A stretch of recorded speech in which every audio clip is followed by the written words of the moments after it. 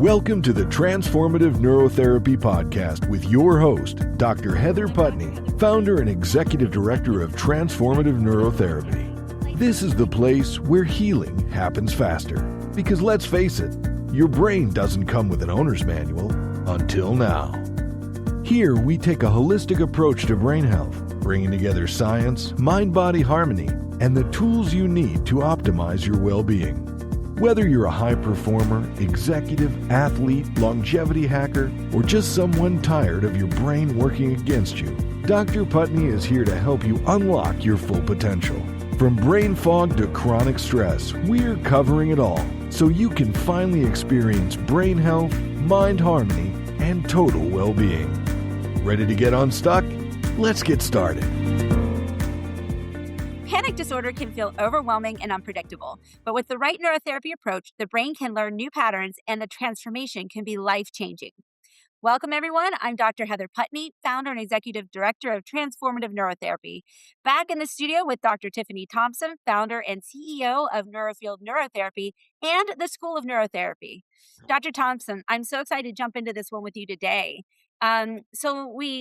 Let's talk about real-world impact. How do you approach teaching panic disorders, and what are some of the major success stories that maybe stick out to you?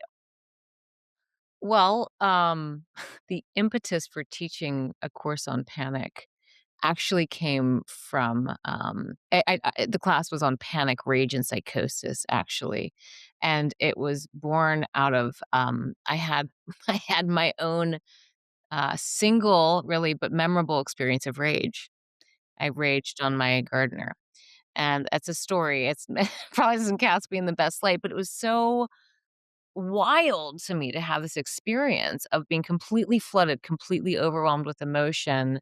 And it was, humbling and, humiliating. And I was embarrassed and I was ashamed and I was all these things. And so I was like, I have to understand this, right? I gotta look at this more deeply and see what happened within me. Right.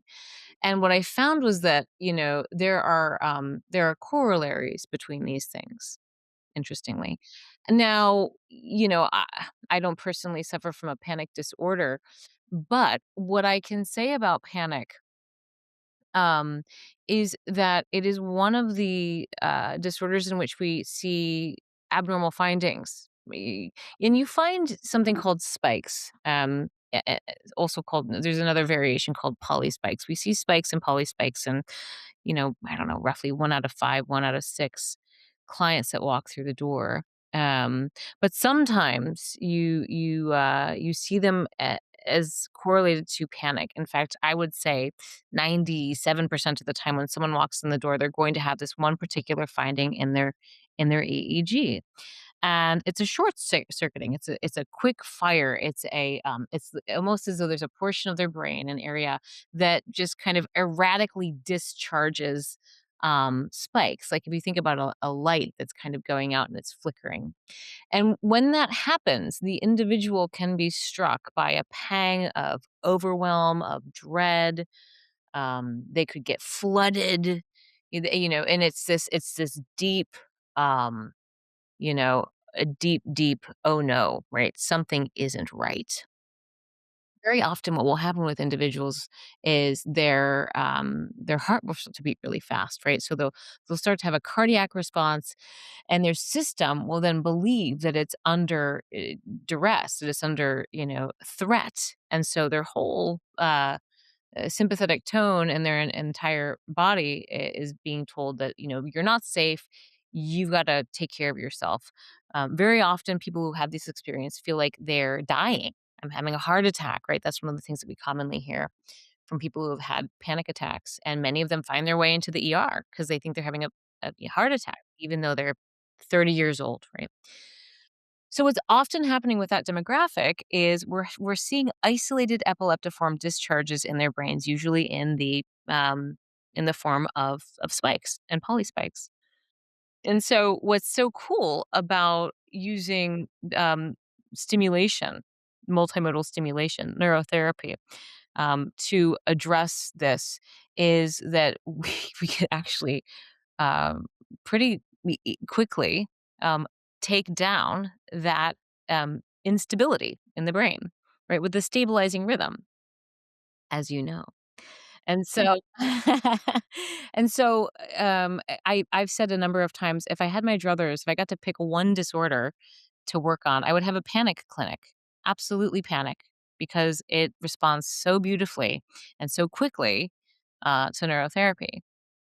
So if you're a client, a potential client experiencing panic, and you're like, "Oh, this sounds really great." I mean, how quick might someone notice a difference? And I know that this doesn't mean that it's like completely done and healed, but let's say how many treatments Is do there people a faster Okay, so the longer answer would be it really does depend on the origin of the person's panic. But I would say if it's what I've just described, which is again a large portion of people who suffer from these symptoms, it's fast because we're talking about cortical goings on, right? And we're talking about instability in the cells of the cortex, and the cortex is the bark of the brain, right? And so when we see those discharges, we can often stabilize them within 10 sessions, and it will be evidenced not only by the individual's lack of panic, but it will also be evidenced by the lack of that finding in their data set.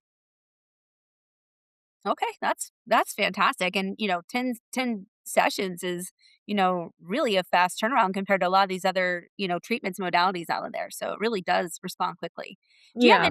any, examples, any cases that kind of stick out to you that, how changed someone's life around? Yeah, I have one that just recently, actually, this individual has just finished up 10 sessions at my clinic for panic, interestingly, conveniently.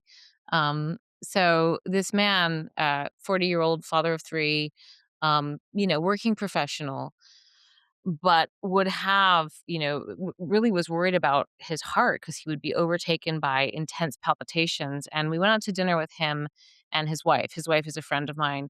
And at dinner, he's telling us this story, right? Of like, oh my God, I'm having these panic attacks. And I'm like, "Oh my gosh, well, come into the clinic." And because he's a friend, he gets the friend discount, at the clinic.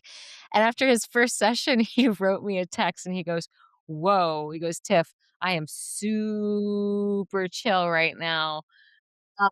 Like, almost like a zombie, and I'm like, "Oh, no," "Was it too much?" And so I called him up and, he was a sensitive and he, really sedated him in a positive way, and we just sort of got the idea of what his tolerance was, and he had a miraculous response. And that was again within 10 sessions, and he's like, "That, you know, that's great, thank you." And so what I can say is, I can attest to this with, individuals, clinicians who are practicing neurostimulation. That's a professional who can pull this trick off, and, the good news is I think almost all of them know how to do this one with a stabilizer. I think it's really interesting that you said that the impetus for this that lesson was also like on panic and rage and so forth. I just had a really interesting situation with a client that came in for an intensive, and after 10 sessions they felt a lot better, and after they did a 2-week intensive, and so on the way they noticed one of the biggest things was on the way home that they didn't have road rage because they were driving across the state. So, multiple hours on the way home, and then, like, over the times, they just like, I did not realize, like, I knew I felt so much better in all these other ways, but the road rage was just completely different. They could just be like, "Oh, I noticed this, and I used to maybe wanna run this person down, and I have all these thoughts, now I feel chill." So I Yeah, just think it's interesting how how I never would have thought about, like, the panic and rage being so connected like that, but that was one of their they reached back out to me on the way home. It's like, "I had the craziest drive home." Like, yeah, it was so easy. yeah, This is so bizarre to me that my brain doesn't go straight to yeah. this place. So it was really, really cool. So, Mhm, mhm. yeah, very neat. Yeah. Well, I thank you for the work that you're doing and pioneering not only the education, but also the treatment in this field to help figure out how to make the treatment, efficient and effective. So I really appreciate your time. And you're super busy with all the work that you do, but we appreciate you being here today to help others learn about this amazing work that you do. Yeah, thanks for doing this. Yeah, All right. Have a great one. thanks, Heather. You've been listening to the Transformative Neurotherapy Podcast with Dr. Heather Putney. Remember, your brain isn't supposed to hold you back. It's supposed to power you forward. So stop letting it crash your party and start letting it do its job. If you're ready to optimize brain health, sharpen your focus, and age like a fine wine, schedule your free consultation today at transformativeneurotherapy.org or call us at 412-204-7397. Because here, healing happens faster. See you next time.